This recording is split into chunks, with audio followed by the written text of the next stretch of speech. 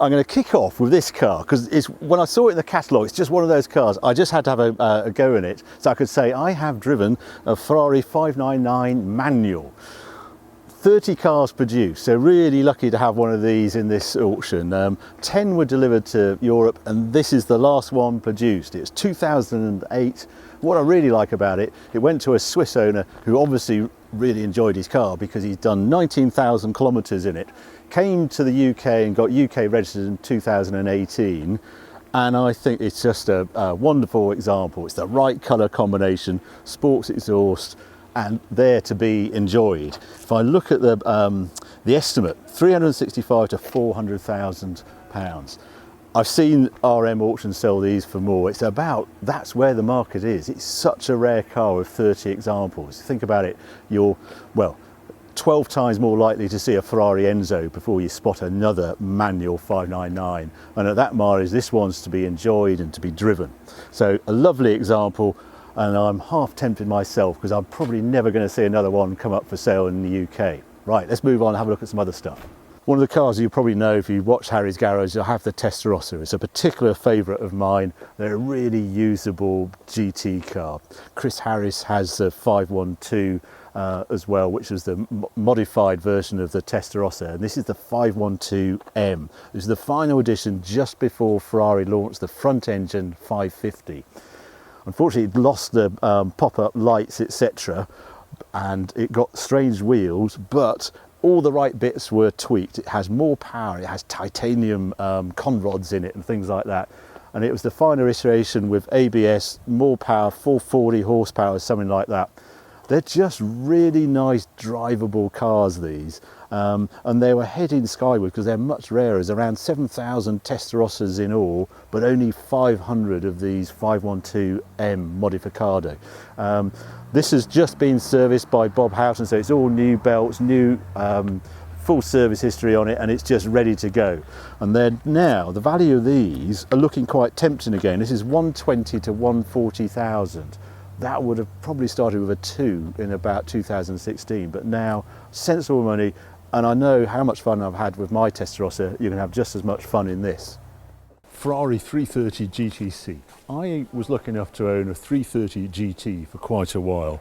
GTC was the dream car for me over the GT, and the difference with it was this has independent rear suspension on it and it transforms the car. I was a bit shocked that cars of this, Ferraris of this era, had a live axle and leaf springs underneath.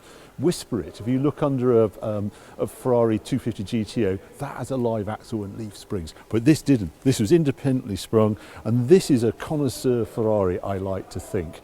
This is a completely different car to the GT cars. I also like, just on a personal note, CA on the number plate, that's Birkenhead. So this is where I was born, was this car. This was an ultimate gentleman's Ferrari for crossing continents and the rest of it. And I think it looks very elegant. The obvious choice is a Ferrari Daytona, but this is slightly less money, and I think perhaps even more elegant. This one's guided at 375 to 425,000 and looks utterly magnificent in this colour. And then we get the Ferrari 360 Challenge Stradale. First time I had driving this car was as a car of the year in Italy, and our Italian editor of Evo had collected it from the factory, Marco. Amazing guy. We had such fun. and it is the noisiest, wildest 360 at the time. It basically has no silencer. It's enhanced, slightly lighter, very firm suspension, I remember from it, distinctive wheels, and they've obviously got a bit of a following. Quite a limited production car.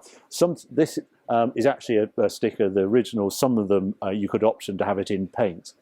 But Marco was so in love with this car. He collected it from Ferrari. And when it came to the voting, we said, oh, you know, you're going to vote out of a maximum of 100.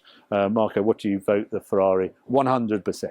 I said, no, Marco, you can't give a car 100%. 100. It is only 100%.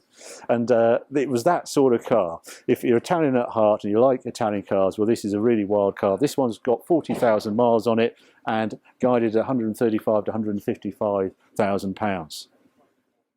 The car I wanted to show you is this. This is a 348 Spider right-hand drive. Now these are rare things. A right-hand drive, they made 68 of these for the UK market. Now the 348, Ferrari 348 is sort of slightly suffered by the 355 that came afterwards, that wonderful 5-valve head and the really sexy car, and the launch of 348 when their chassis just wasn't good enough.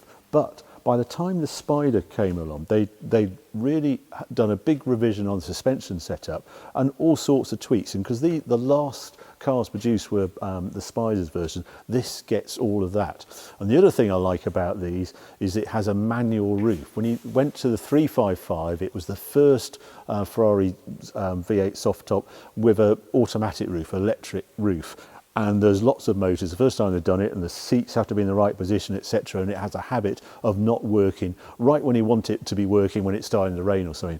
348 manual roof. So it's a sort of simple car and a highly enjoyable car, and priced because of the history of 348 at the beginning. I think they're still good value. This one's guided at 52 to 60,000 miles. It's done 19,000 miles.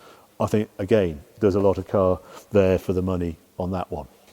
So this is a 99 Ferrari F360, right at the start of production. It's got the F1 gearbox, this one, but I just love the red and the crema interior, and it's super tidy. This is only 7,000 miles from new. But what really attracts me about this one, this has had regular servicing, despite the miles, and just been sitting there. This has been pampered and really looked after. And the thing about the 360, 355 that went before, some people, you know, prefer those, but they are fickle. They do have some issues with cracking manifolds and things, and on the body there's a funny joint where it's steel and metal and they crack there. They're as tough as nails as far as I'm concerned of 360. They really can do the miles. This owner unfortunately hasn't found out with only 7,000 miles. F1 gearbox does slightly devalue. If you've got the manual, they're more sought after.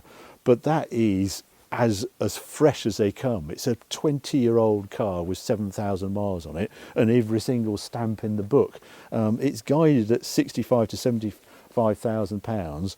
But if you're after a 360, I would suggest that's a particularly tidy one. But this is proper rare, this car over here. Now this is the Ferrari 348 Competizione. They only made 50 of these, and you really need to know your Ferraris to even know it exists.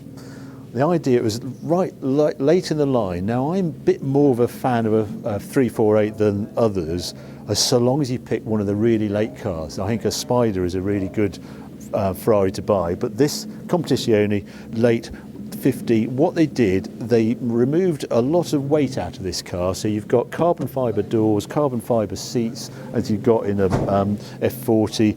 This is actually carbon fibre at the front and at the rear. You don't get any more horsepower, but they're just sweeter to drive.